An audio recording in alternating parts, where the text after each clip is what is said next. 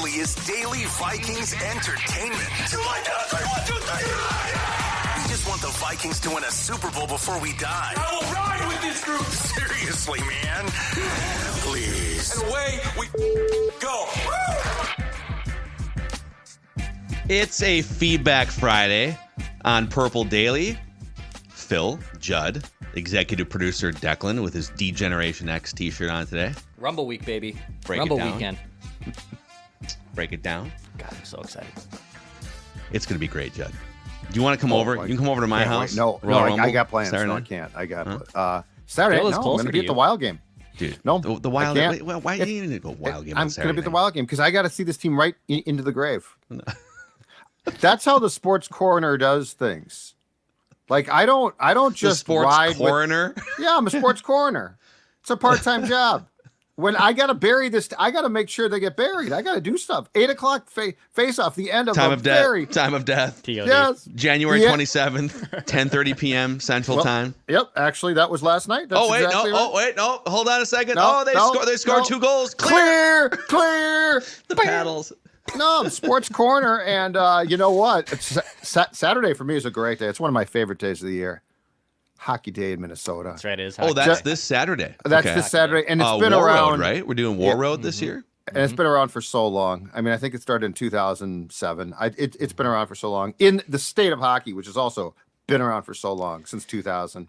Just so great. Great memories as a child. I had a blast doing it, but probably one of legitimately the hardest working environments I ever had to do was when I covered it in Bemidji in 2019, I believe, with Hockey Magazine. And it was negative 35 with wind chill. Right. And because Bemidji is like, I mean, that's a little bit better hotel infrastructure than World, but not like obviously World's better. So Greenway was one of the teams that was playing that weekend. And instead of booking a hotel room, the entire city of Greenway, I'm not kidding you, had ice shacks and they stayed on Lake Bemidji. Oh wow! They did not get a hotel. There was 50 to 100 That's ice awesome. shacks just That's on good Lake for them. Bemidji, and that's where all the parents stayed. It was amazing. It was really cool. Right. And no one was sober, which they shouldn't have been. which Do is awesome. people do that for like Airbnbs? Like, could you put an ice house on a lake up north and then charge like $100 I a mean, night? I jokingly told you guys about, not jokingly, I told you about the Cooperstown thing I saw for Cooperstown on a Hall of Fame weekend where it's Tent a in tent the woods? It's a tent in the woods with a generator in the tent and like camping level showers that are just off site. It's you and Dave Winfield in a tent for $6,000 a night. Be great. Let's talk some Vikings here. Presented by our friends at Quick Trip. In fact, if you're going to road trip your way up to like Bemidji or War Road or anywhere, you're probably going to run into some Quick Trips. Be great for you. And right there are some of the delicious selections that you can get at Quick Trip. I've been talking about their quality gas guarantee, but I'd also like to talk about what you are looking at right there, which is the take-home meals. And this is the nice part. If you're driving home from work, you got to stop and get gas, get a few things. Guess what? Quick Trip just made mealtime a lot easier for you. Let me run through some of the potential options here. Chicken, bacon, mac and cheese, fettuccine Alfredo with grilled chicken, spicy chicken penne, mac and cheese, spaghetti and meatballs. In other words, Quick Trip is not just a place to get your gasoline. Quick Trip is not just a place to get a quick bite to eat. Yeah, you could do those things, but it's also a place to get breakfast, lunch, or dinner. Quick Trip serving you. And of course, we appreciate their support at Purple Daily. Amen. Okay, we devote every Friday show live on the Purple Daily YouTube channel. Click that like button, subscribe button. We devote it to you guys. We take as many of your questions and comments and hot takes, your reckless speculation, and we start with Southern Exile here. I thoroughly enjoyed the free agency ideas that you guys kicked around earlier in the week. My question is, are we 2 studs in the trenches away from being back in the mix? The 2 guards you mentioned in free agency, Dotson was one of them. Hunt from the Dolphins was another one too. Mm-hmm. One of those guards could move our O-line from good to great. One of the reasons the Lions are good on offense because the O-line is for real in pass protection and running. Maybe we're just one great guard away from being close and on that level. I mean, it is a weak link position, right? And then he goes into the defensive side and says, if we get a stud defensive tackle in free agency, Flores might have the part he's missing to take the defense up another notch. The Kirk conundrum and quarterback situation remains, but if you solve those two positions, what does that do for the Vikings in the trenches? Well, I mean, it definitely helps. And look, as much as a guard, and we've been pushing for a guard on various permeations of the show for a long time, as much as that helps, the defensive tackle to me is an absolute, no pun intended, huge thing, because like the middle of their line is just weak. I think it makes you competitive. Here's my question. Does it make you competitive for a Super Bowl, or does that just take you up to potentially being a playoff team again? Like, I guess my whole thing is this is a perfect time to look at how you position yourself for a Super Bowl run, a real playoff run. So my question is this: do you want the potential short-term sugar high that we got in 2022, which is a lot of fun? I'm not even putting that down, but it didn't lead anywhere ultimately with a long play. Or do you want to, reset a little bit here and take a look at building this thing up and getting the parts in place to pursue a Super Bowl championship when your window opens in, let's say, 2 years? It's not going to be that. It's not going to be 5 years. That's my question. And I personally would prefer door two, because we've all seen as Vikings fans a ton of the first door. Like, we've all seen this team has been competitive, and they make a playoff run, or they make the playoffs and then they don't make a run. So I guess my feeling is, let's solve some of the long-term problems here. But we're not talking about signing 32-year-old trenches players here. We're talking about like 26, 27-year-old first-time free agent players. If you were to sign, and we went over a bunch of these names, Matt Abuike and Kevin Dotson on the offensive side, if they were to sign a 26 and a 27-year-old to multi-year contracts, that doesn't just help you that's not just a run it back thing for 2024. Those guys would be under contract for, let's say, 3 years of guarantees. I actually think it could help both. I mean, you got to spend free agency money. It's not like baseball where you can just not spend money. You have to spend to a certain amount. So are you spending on 26-year-olds in the trenches? There's, I'm in. Are you bringing Cousins and Hunter back as well, though? Because that's going to eat into your cap. I guess my question is this plan to draft a quarterback?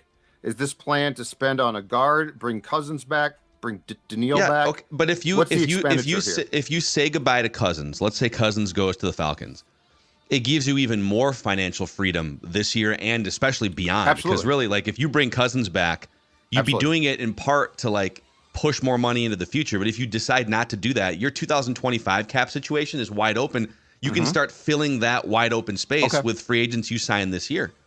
So you could draft Jaden Daniels, and while he steps into this car, oh, by the way, we have a stud left guard in free agency and a stud defensive tackle in free agency, using the money that we didn't use on Kirk Cousins. And you could still bring back Daniil Hunter even if you don't bring back Kirk Cousins. Okay, I assumed that in the scenario he was painting that he meant Kirk was coming back. So yes, if you don't bring Kirk back, that opens the door for a lot of things. So yes, I'm all on board for going to get a guard, trying to bring back Hunter, and draft you'd have to draft a quarterback then. I guess I just see this probably as far as trying to fill these pieces playing out over a couple of years, which I'm fine with. But I thought the original point was Kirk was coming back too. So little tease for Purple Daily on Draft, which, by the way, is going to launch a day earlier. It's going to launch on Sunday because Forno is going down to Mobile to watch the Senior Bowl. So no Purple Daily on Draft on Monday. It's going to launch this Sunday. We had a juicy live mock draft that we played out where we actually traded back just 4 spots. I know there's some trade back, fear, but we committed extra second-round picks, and we got 2 big defensive linemen and a future quarterback all within our first 45 selections. Wow. So you guys moved back. Moved back 4 spots. With the It's funny because moving back is hardly a conversation that anyone is having. And we still have 3 months of draft lead-up conversation. But that is if you don't think you can move into the top 3, and now you're reaching for a quarterback at 11, moving back might be the play. I mean, we moved back in our simulation on, was it Monday's show or Tuesday's show? And we still wound up with Dallas Turner at 15. So Daniel Hicks chimes in and says, I'm following the Harbaugh to the Chargers news. Many Vikings fans have deemed the KOC hire a massive failure already. I've never heard a definitive reason on why the Vikings passed on Harbaugh for KOC. There's been a lot of speculation, much of it reckless about this. But here's my bullet point takeaway from this. One, I think he got here to take the job. And he's Jim Harbaugh, so he came in. All right, I'm going to be here's what we're going to do. And I think they probably started to ask questions, right? Like, what's your philosophy? What's this? Here's what I'm going to do with this team. And I got this job. And I think I think that they didn't like that. The other thing is, like it or not, they didn't like what? Like, that's what I want to know. They didn't like the fact that he assumed the job. He thought that he was coming here to be named coach. They're like, no. This is an interview. And I think Kwesi, who's friends with Jim, might have painted it as, oh, yeah, you got a great chance. Just come on in. Yeah, if you can just impress a couple Don't of shoot the the messenger here. I'm not saying that he was wrong. I'm just saying I think he came in with a presumption that if I get on that plane, I'm coming back with a contract to coach the Vikings. I think that they're also, while Kwesi definitely, I think, liked him and likes him and probably would have hired him, I think that there was a feeling coming off Zimmer and the culture that a lot of people were going to have their hand in the stew there. They were going to be stirring the stew, right? And there were people that run the business operations, not football ops, who Zimmer definitely rubbed the wrong way. And I think that those people were important in the say of, oh, Kevin O'Connell's a very friendly guy. Kevin O'Connell comes off, again, don't shoot the messenger. I'm not saying this. I'm saying this is my interpretation. And so at the end of the day, I think Harbaugh was like, oh, hold on a second. So I don't have the job. And I do think that there were some people in the front office, again, probably not football operations people, that were very leery of what they saw from Jim because he's a super intense dude and he's a football guy. Yeah. And they preferred the softer touch, which, by the way, in sports is always how it seems to go. You always hire the opposite of the last guy. Well, but I mean, anyone, and I'm not killing the messenger here, but anyone with the Vikings or anyone that's comparing Mike Zimmer and Jim Harbaugh in terms of culture building and like getting along with players, especially. Now, I think based on how things ended in San Francisco, and even based on some of the tumultuous stuff with the Michigan athletic department, Harbaugh builds, and Boone has told these stories a million times, Harbaugh builds a cult-like culture among the players. Like, listen to 95% of players who played for Jim Harbaugh would literally take a bullet for that guy. That's what he builds, and he's very creative in the way that he does it. He's all about family and like just the unique and creative ways that he gets people to buy in. But sometimes he does it at the expense of the higher-ups, where it's us in this room against everybody. Let's go to war. And everybody doesn't just mean media or naysayers. It's general manager or ownership or athletic director. But I would say if there are people in the Vikings organization that thought, oh, he's just a little weird, or I personally am not going to be able to get along with him as well as a Kevin O'Connell, as opposed to who is the best football coach, I would take issue with that. And the jury is still very much out on Kevin O'Connell. And it's been 10 years since Jim has been coaching in the NFL, and things might have changed. So we'll see. But it's the biggest thing that I still worry about, just looking back the last 2 years, is that they had Jim Harbaugh in the building, and he was going to take this job. And the Vikings said, I don't know. The Vikings were the ones that shot him. By the way, Raheem Morris was also, I don't know if he was a finalist, but he was like in the building and interviewing. He was one of the 3 finalists, yeah. And he just took the Falcons job. They hired Raheem Morris over Bill Belichick. So we're going to get to see here, starting in 2024, the other 2 pretty much finalists next to Kevin O'Connell have both gotten NFL coaching jobs. And we'll see how that plays out. Now, I haven't done this in a while, and I would hope I actually don't have to do it anytime in the near future, necessarily. But when Jim Harbaugh walked in there and, he thinks he has the job, he probably loves job interviews. I love job interviews. I think job interviews are fun. I think they're a blast. People get really uptight and nervous about them. I get it. I think they're a blast. I think they're legitimately one of the most fun things. I really find them very enjoyable. So I really do wonder what happened there, though, with Harbaugh and the assumption, and then also just that whole interview process. It is very interesting to me. I would love to know more what happened. Somebody chimes in here. Let me find this so I can pop this up. Someone chimed in and said Harbaugh would not have worked with Kirk. Why?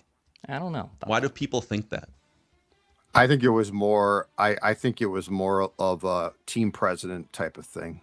I think that's what I think the fear was that he was going to come in, and probably the best word to use is he runs roughshod over people, including like they literally wanted someone who would probably call longtime season ticket holders and say, we really appreciate you, blah, blah, blah. And they want to tell that coach, hey, will you do this? And a guy like O'Connell is going to say yes, right? I think the fear was Jim wouldn't. So yes, this had, look, I think with pro players, there probably is a timeline on Jim, but Jim Harbaugh's proven he can win. I think this was far more from the top on down, not from like the players on down. Yeah. Okay, Jason Meehan says, I'll be turning 45 years old in February. I've been a Vikings fan since the Herschel Walker trade in 1989. I'm also a diehard Michigan fan who was really excited about Jim Harbaugh last year, or 2 years ago maybe. I was so close to having Jim Harbaugh coach my favorite college team, pro team, and also be on my favorite show, Saved by the Bell. You guys remember Jim Harbaugh was on... yeah, he was Screech's uncle? Was he his uncle? Okay. Cousin? What? Yes. Cousin. Was he his cousin? Dressed in a full Colts uniform, if you remember. Yeah. I think that was it was after like Zach Morris and Slater had left, and they kept Screech and Mr. Belding on board for like the new class. Oh, was it that one? Okay. I think so. I thought it was the old one, but... Anyways, he says, Purple Daily is the only thing keeping me from leaving the Vikings. I know true fans have it in their DNA to not be able to switch teams, but I looked up the Chargers hats today online, and I've tried to listen to a Chargers podcast. It was awful. If Kirk is brought back by the Vikings, I'm officially moving on. There's another similar comment here. I'll just read these back to back. Yeah. Min Choi chimes in. We want to debate who's a good fan and who's a bad fan, depending on whether you rooted for a better draft position or not. Well, here's how good of a fan I am. If the Vikings bring back Kirk Cousins without drafting a clear successor, count me out. No more watching games, no more buying merchandise, no more money on the greedy pack of Wilves. I will take a good hard look at the other 31 teams because clearly this franchise has no interest in winning a Super Bowl, and the only way they'll listen is if we leave. Once they're done with this idiotic plan that's been failing since 2018, I will consider coming back. I can't take another year of the same discussion about Kirk Cousins. This is it for me. I'm sorry. Wow. Wow. Fans are like ready to leave the Vikings. You know, after all that this franchise, depending on, of course, how long you've been a fan of them, after all they put you through, is this really going to be it? Like, yes, the Cousins thing I could see. It's frustrating at times. But, like, is this really... Like, this team has ripped your heart out. Like literally reached into your chest cavity and ripped your heart out multiple times in multiple ways. I'm surprised like this is the breaking point. Yeah. Aren't you? It's not too, I guarantee. Min Choi, all due respect. And who was the first commenter? Jason, you guys are full of crap. If the Vikings are going to sign Kirk to a 3-year ironclad contract, and you'll be really watching every single game. Are you really just like, that's it? That's it. You know what? And they know, the Wilves know it too, by the way. Yeah, absolutely. And here's the thing about them as well. And this might sound crazy or it might not, but they want to win. Like they think, I don't think the Wilfs ever do something like, if anything, I think their fault is they are too focused on the short term because they want to win so bad. I've never seen them make moves and thought they're bailing. They care. They definitely care. Right. So like, that's not the reason to be mad. There are reasons to be mad at times, but it's not, they're not cheap. There's a cap. They pay their coaching staff a boatload of money. Yeah. So interesting. Okay. Mitch Johnson says, don't backpedal and get whiny about trading up and possibly missing. Sounds like you have ponder remorse. I think he's talking to me here, which you always preach to everyone else. The Vikings have never won a Super Bowl, and we're not getting closer to going to a Super Bowl again the way this organization operates. I would rather take a big swing just to possibly have an opportunity to build a Super Bowl team. This goes back to our it was one of our conversations this week about moving up for a quarterback, and Yes, we had a couple of those conversations. Yes. So, and I kind of pushed back at, hey, are we sure that moving up and giving up multiple future first round picks is the best way to build this roster? Like, listen, I'm all for trading up for a Jaden Daniels or a Drake May would be something this organization has literally never done before. Like, they've never moved up aggressively to get their quarterback in the future. So I'm in on that. My point was, this is a deep quarterback draft. The people that do this for a living and the people that study the prospects, right? There's 6 quarterbacks that could go in the first 2 rounds of this draft. 6. Are you that sure that giving up, let's say, 2 future first-round picks for Jaden Daniels is better than keeping those future first-round picks and taking Bo Nix later? That's my only question, is you better be damn sure that there is a Grand Canyon gap between the guy you're moving up for and the capital you're giving up versus the guy that you could have had by maybe trading back or just trading back like from the second round up into the first round. That's all I'm saying. Yeah. And it sounds like that might be the case. So yes, exactly. Like if you are convinced that there are 3 studs at quarterback, and it ends with Jaden Daniels, like he is the last stud, and then yes, I would make the trade. And if they're not, they won't. Like I'm not concerned there. But I also get very concerned about how it's portrayed at times, where there's like 6 quarterbacks that could go in the first round. We've heard that before, and then it's like, oh, well, there were really 3. So that's where, if there are really 3, and you can get one of those 3, that's where I would give up a large portion of my future to try and get that guy. And to the listeners' comment about having Ponder, like they took Ponder at 11, right? I believe that was pick 11 or 12. 11, 12, yeah. And that wasn't trading up. That was a reach beyond reaches. They were terrified. We'll take a quarterback. He's not going to be there later. Yeah. Yeah. So, and this process of, no, we've identified, call him Jaden Daniels or quarterback X, and they want to get up to get him. That process, in my opinion, that's completely different than, having a quarterback class that has Gabbert and Ponder, etc. But it's different too in that you better be damn sure if you're going to give up, because you could sit at 11 or go backwards or wait until the second round and get Penix or Nix and not have to give up future first round picks that you could then use on an edge rusher next year and whatever. If you're sure. So how can you be that sure in a draft process where even the 49ers front office, which is one of the top 2 or 3 smartest front offices in the league, they were that sure about Trey Lance, and they were wrong. And it didn't derail them because they've built a monster over there. But I just don't know how you can be that sure. But if they do it, all right, let's rock. Let's do it. Don't be afraid, Phil. Don't be afraid. I'm not afraid. I'm just barge right ahead. I'm just using logic here. Well, the one good thing is that this draft pick, no matter who it might be, is going to be made by the GM and coach together. And I will say this, in the case of Frazier and Spielman, their agendas were completely different, and they were not, like, that was Rick's pick. In fact, that's the year that Frazier said, I got to get me a veteran QB, and they traded, coming out of the lockout, for McNabb. Mm-hmm. So like that was one guy's like, I want a young guy, and one guy's like, I don't trust a young guy, let's get an old guy. And both of them sucked, unfortunately.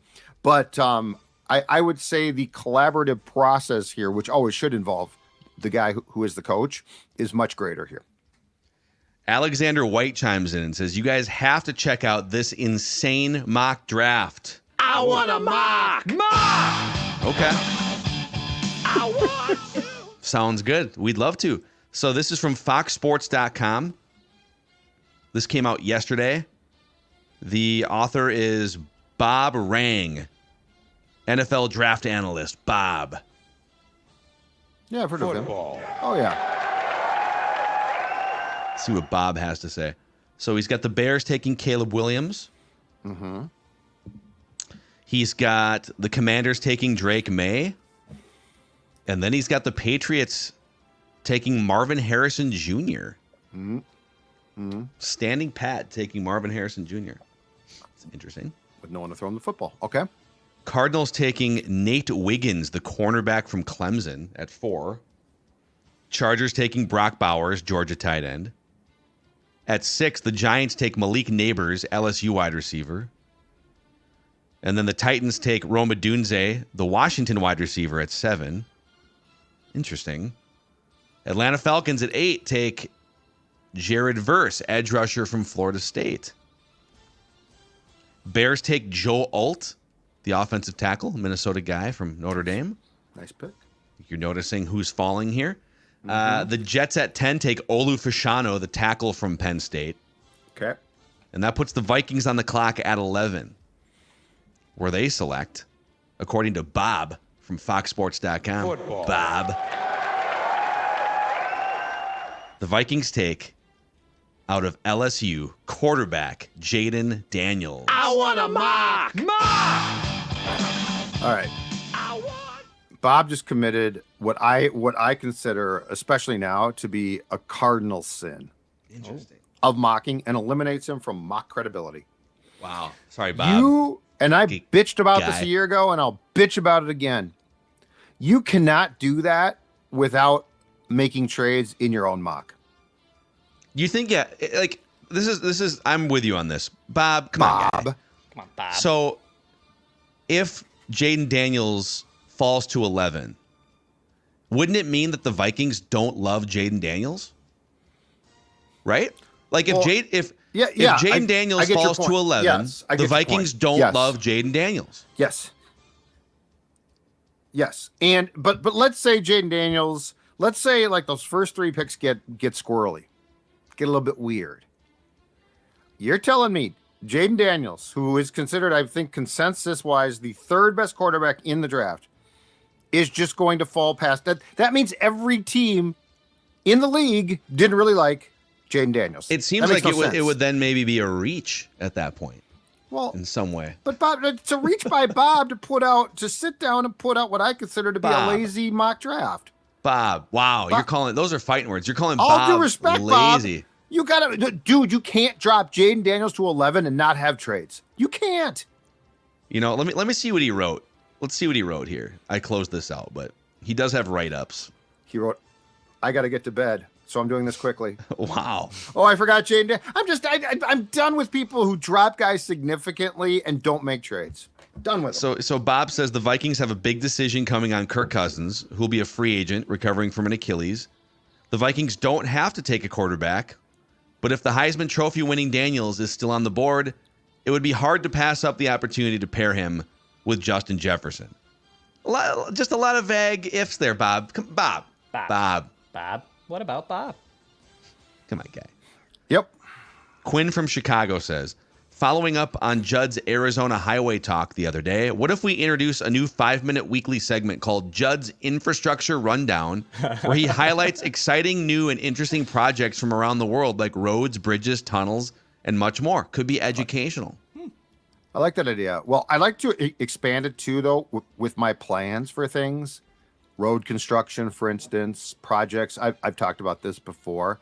But yes, I would love to do something on infrastructure, when it should be done, what should be done, and then update you on, when freeways are expanded. 494, for instance, really should be bigger.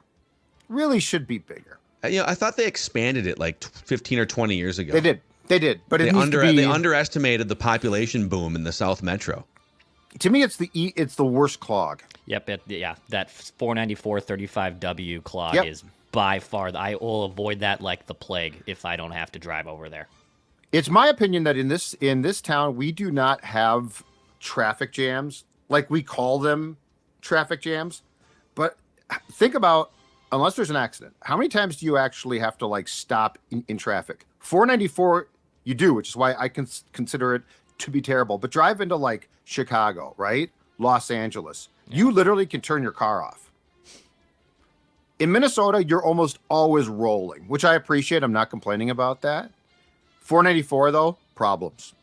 See, there it is. That was just a little sampling of the new segment where Judd's Infrastructure Rundown will be featured here going forward. Thank you, Quinn from Chicago. Michael Turback says, I want to start this off by saying I truly enjoy the content you guys produce. But when will you guys start talking about the biggest underlying issue facing the Vikings? Whoa, let's hear it. The Wilfs' ownership. This upcoming season will be the Wilfs' 20th season owning the team. And in that time period, the Vikings have made the playoffs only 7 times and have only 3 playoff wins. One of those wins came from a miracle. 2 NFC championship games in 2 decades, and truly only one of those games they had a chance to win. The Wilfs are content being competitive every year, yet we've only made the playoffs in 35% of their ownership time and advanced only 3 times. And they've only made the playoffs back-to-back years once since 2000? Okay, here's my dime store theory on that. I think content is the wrong word. I'm going to use a word that's going to sound very abrasive here, but I don't mean it to be. I mean this as a sports therapist, talking to Ziggy, Mark, Lenny, the kids, all of you who come in the locker room after games. I prefer you didn't, but that's cool. They're delusional. They delude themselves into believing. You see, I think that in having covered them as football people, okay, I'm not talking outside because I don't know a thing about them outside football, but in having covered them as football people, I don't think they're content. I don't think that they're like, let's just like, yes, they're beyond rich. They've gotten a great deal on the stadium. They've maximized their business dealings as football owners. Mm-hmm. But I really, truly believe, call me crazy, they want a Super Bowl more than anybody, but they're delusional in how they're going to get it. That's how I would describe them. I would describe them as being, because they think, and they have always thought, and they won't change it, and I don't think the majority of people that work for them have the guts to say this. Look, your Giants were a great story, but that is a one-off. It's the outlier. Phil, you've gone through that list. You've gone through that list. But they did it twice. The Giants did it. I know, as an outlier twice. But I think we call them content, like, well, they're just rich and they just count their cash. I think they want to win really bad. They are huge football fans. I agree. I think they're delusional about how to get there. And this is why the plan of this show, I think, often talks about how do you get there? Because it takes some pain. And I don't think they ever want to put up with the pain. And that's the state of how I think all 4 of the men's major sports ownership groups go about things. We talked about this actually last night at the Twins Dime. Like, the Twins do a phenomenal job in the community. Like, they do some really good stuff. I'm not saying it absolves them of their on-the-field product, but they go about things in a certain way that is different than the Vikings and the Wolves and the Wild, and they're able to build up some of that. And they can also take some criticism really well, right? Like, the Pohlad family gets, let's be honest, they take a lot of crap from a lot of people, and they're just kind of able to brush it off because they've had 2 World Series championships before. But it always interests me, like, even with Leopold, who's more of like a real fan owner. Like, he is a true fan. He's crumpling his paper in the suite, and he has the TVs set up. I just find all the dynamics of how all 4 of those ownership groups kind of just go about their business and also external business in very different ways. And then you got Glenn. Then you have Glenn Taylor. His little sweaters. I left that out for side. Yeah. But I know you did, but I couldn't. I think with the Wilfs, one last thing on this is, yes, there's certain things that they get stuck on this idea that if you just get in with 9 wins or 10 wins, anything can happen in the tournament. And we know that historically that is not true. We know, when we did the math on this last week, that 57 Super Bowls, I believe it is, and all but like 6 of the winners have had point differentials of 75 plus 75 or more in the regular season. The Vikings almost never hit a plus 75 point differential. 2019 they did, 17 they did, 09 and 98. So only 3 times, only 3 times in the Wilf ownership history have the Vikings hit that plus 75 regular season point differential where you are dominant enough to be considered an actual Super Bowl contender, right? Yep. But that being said, be careful what you wish for getting rid of ownership groups, because unlike getting rid of a quarterback, if you make a mistake, like, quarterbacks age out and you're going to have to replace them at some point anyways, you just on to the next. Yep. If a bad ownership family takes root, like Daniel Snyder, you can't get rid of Daniel Snyder very easily. It took like 25 years. Yeah, Carolina, good luck with that. David Tepper. That guy's an idiot. Yes. Like a football owner idiot. He became a billionaire being smart in some other ways. I hear you. Before we get to Brad in Maple Grove and a couple other great feedback topics here, boys, let's talk about our friends at Livia, helping Purple Daily listeners lose weight to start 2024. Absolutely. You know what? It's winter. You're probably inside quite a bit. And now you're looking at this picture. If you're watching this right now and you're thinking, who is that? Is that Sports Dad? Well, absolutely. Down 40 pounds. How? Livia Weight Control Centers help me get there, and they're going to help you as well. In fact, they're going to help you get rid of those extra pounds now. So come spring, you're going to be feeling fit, trim, be looking great, and they're going to help you keep the weight off. And I buried the lead because the best news is this. You're going to get the first 3 months for free. That's right, 3 months for free. Imagine that. You're dropping weight, 3 months for free. Are you kidding me? Sign you up, right? Well, it's this simple. 855-GO-LIVEA, Livia.com. Livia, Livea.com. You will see the results and you will love them. You'll say, thank you, Sports Dad, for telling me. Yes. Hey, what do we got brewing on Underdog Fantasy for championship weekend here, Dex? Championship Sunday. Let's take a look at the Ravens and Chiefs game. And let's ride some touchdown passes here. Let's ride 1.5 touchdown passes for both Pat Mahomes and Lamar Jackson. We have a little boost even on the Lamar Jackson one. So we can even get a little extra on that payout. You can make this pick with me. It's in the YouTube comment section, or you can fade the pick. Hell, I recommend fading the pick most times that I give you at Underdog Fantasy. And of course, new users, if you're signing up for the first time, you'll be able to get a mystery pick'em special. You can kind of add to those touchdown props that I just selected as well using promo code SCORE, SKOR, and then show us those winning slips. Show us how Dex Tweet should be going about things. Underdog Fantasy with all those right pick'em slips. Go download the Underdog Fantasy app. And our friends at Ballards Resort are here to help you look ahead to summer already. So if you're looking for a great fishing getaway, maybe with family, with friends, maybe it's a bachelor party or celebrating something else, go to Ballards Resort on Lake of the Woods, which is right on the south shore of Lake of the Woods where the Rainy River flows into this glorious, massive lake, that Canadian border water and air, and great fishing. In fact, this is the walleye capital of the world we're talking about. Go catch yourself a 10-pound walleye with the help of a U.S. Coast Guard licensed guide, full-service bar and restaurant at Ballards Resort. Dates do fill up fast, so get on it right now. BallardsResort.com. That's BallardsResort.com. All right, Brad in Maple Grove says, love the show. Self-proclaimed Cousins crusader here, but I love the opposing viewpoints. See, we can all coexist. Yeah. It's great. My only and biggest gripe with your agenda of moving on from Kirk. Agenda? I hate the word agenda. He came right back there. He came right back. Yep. Your agenda, is having an opinion an agenda? I don't know. My biggest gripe with your agenda of moving on from Kirk and resetting is your unwillingness to address that Kwesi has shown us nothing to feel confident about his ability to build a roster through the draft from the ground up. One of my biggest reasons to keep Kirk is I don't trust Kwesi managing these kinds of decisions. Imagine the mess Kwesi could make with a few number ones if we trade JJ at some point. Love the show. Thank you. What do you have to say to Brad Judd that he's willing to move off Kirk, but he doesn't trust Kwesi, and therefore it's preventing him from looking into the future?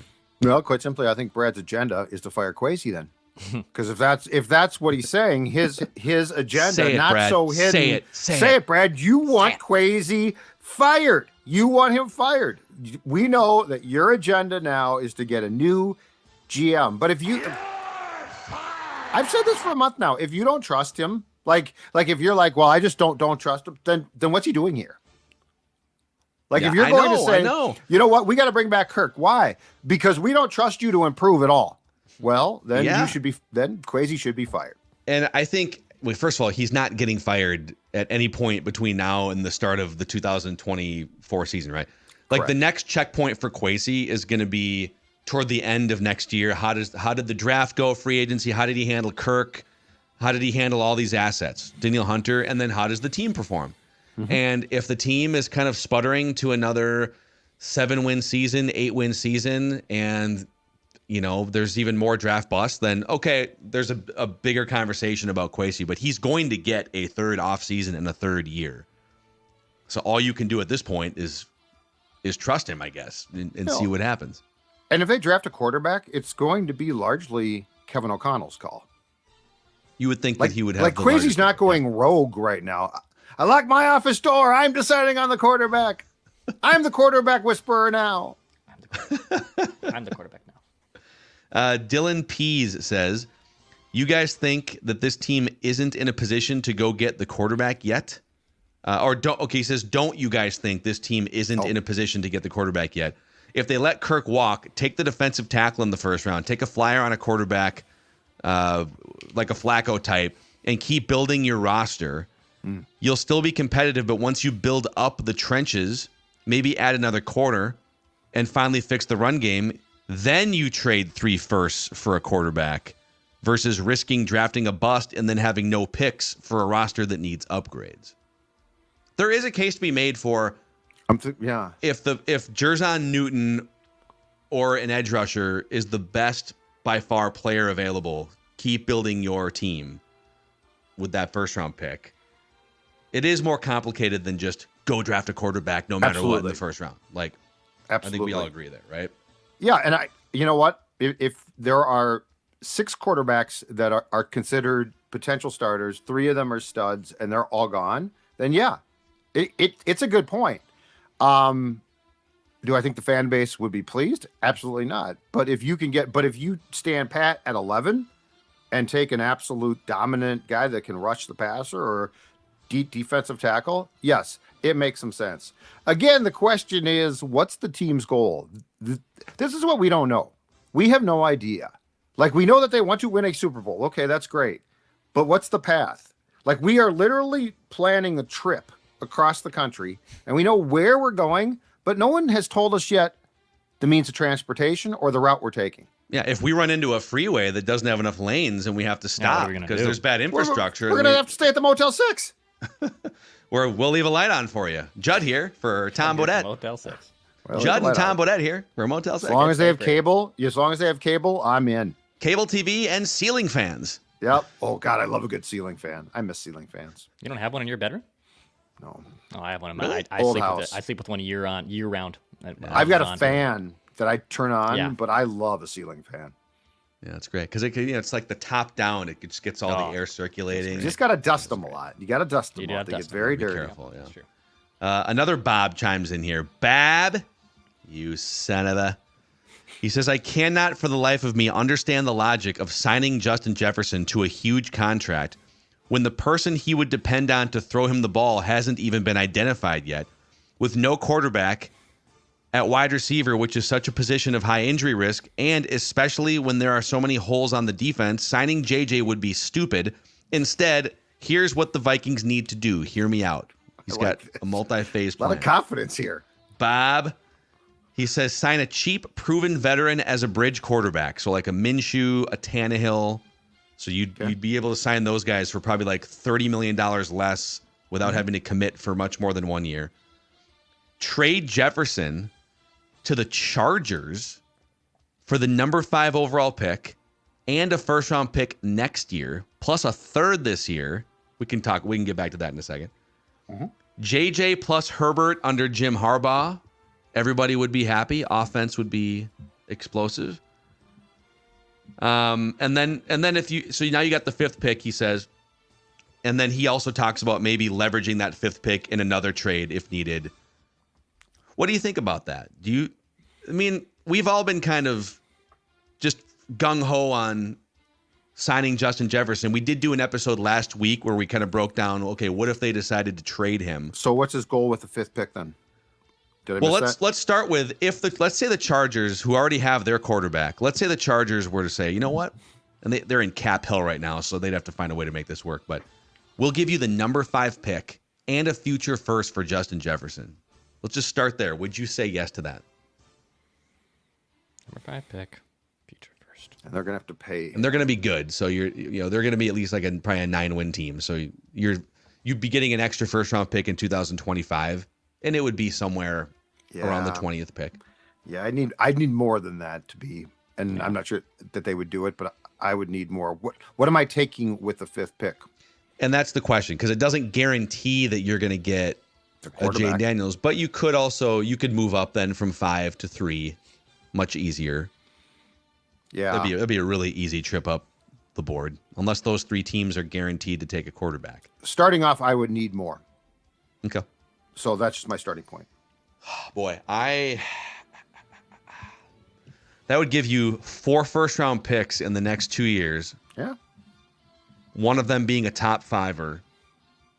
If it guaranteed me one of the 3 best quarterbacks and I get 3 extra first-round picks to go along with it between now and the end of next year's draft, and I have Jordan Addison under contract, and I the would extra need to cap know, space that I would get not spending that money. I would need to know what if, like, is Jaden Daniels going to fall to 5? Is he not? Like, I guess I would need to suss that out. You won't know. I mean, you won't know. You would have to make the trade before you know that answer. Absolutely, but I'd be doing a lot of insiding. I'd be doing a lot of working the phones to find out what might go down. Because, again, I'm not convinced, while the odds are the Patriots do take a quarterback, I'm not convinced they absolutely do. They've got a lot of parts that need, like, they would be very smart to get more picks, throw in the towel for 2024, and start to retool. Belichick did not leave the cupboard in good shape. No, he did not. No, and that's probably some of the hesitancy because he probably wants a lot of control with whoever the Falcons are probably like, I thought that too. We just need a coach. And Rich McKay is like, I've been doing this forever. I belong here. And they're like, okay, then we won't hire Bill Belichick. Couple more here. Tyler Anderson said, what happened to weekend statements? That's how I became a fan of this show. I know you guys adjust on segments. I hope you guys can bring back weekend statements sometime. Love the show. Love the content that you guys are rocking. So, yeah, like we used to do weekend statements on Mackie and Judd on Mondays. Yeah. But we have sort of strategically, we've scaled back Mackie and Judd all Minnesota sports content, and we've poured our energy into these team-centric shows. More Purple Daily. You'll see, like, we've generated a lot of bonus episodes over the past couple of years. The Score North Twin Show has come back. Flagrant Howls is one of our most listened to podcasts. Judd's Hockey Show. So Statements was kind of a catch-all for all Minnesota sports statements and some Viking stuff. But we've leaned so far into the team-centric shows. I don't know. If people want us to bring it back, we could definitely bring it back, though. Yeah, it just I think the fun the part where that could fit, I should say, is at like the back end of episodes. Or I mean, we did that too on this week. We kind of brought back 4-Question Friday in a different way with the hard count. The hard count. Thank you. I was blanking on it. The hard count, which is kind of a similar situation. I know you're asking 4 questions, but everybody hold your water. The hard count. I'm excited for next week's hard count. If we get enough people wanting weekend statements back, we'll find a way. I did enjoy. And it was a fun way to sort of like get things out that we ordinarily wouldn't. So yeah, I wouldn't be adverse to it. We could find a way. Let's see here. Ali Danani says, crazy hypothetical. What if the Lions defeat the 49ers? Jared Goff suffers an injury, so the Lions go to the Super Bowl with an injured Jared Goff, and Teddy Bridgewater has to start the Super Bowl and wins. How would Vikings fan? I would feel super happy for Teddy if that insane hypothetical happened. Wow. Wow. And goes off a Super Bowl champion. I'm the one on this show that's very anti the Lions winning the Super Bowl. But you're pro Teddy. But I do love me some Teddy Bridgewater. Yeah. So that would put me in a very conflicting spot on Super Bowl Sunday. If Teddy actually had to play and played well enough in relief of Goff that the Lions won a Super Bowl, I realize small sample size alert here, but does he retire still? Yes. I think he would. Or does he say, I got some football left? I got some magic in my left. Teddy arm. I am a Super Bowl champion, damn it. And somebody would pay $5 million for that, right?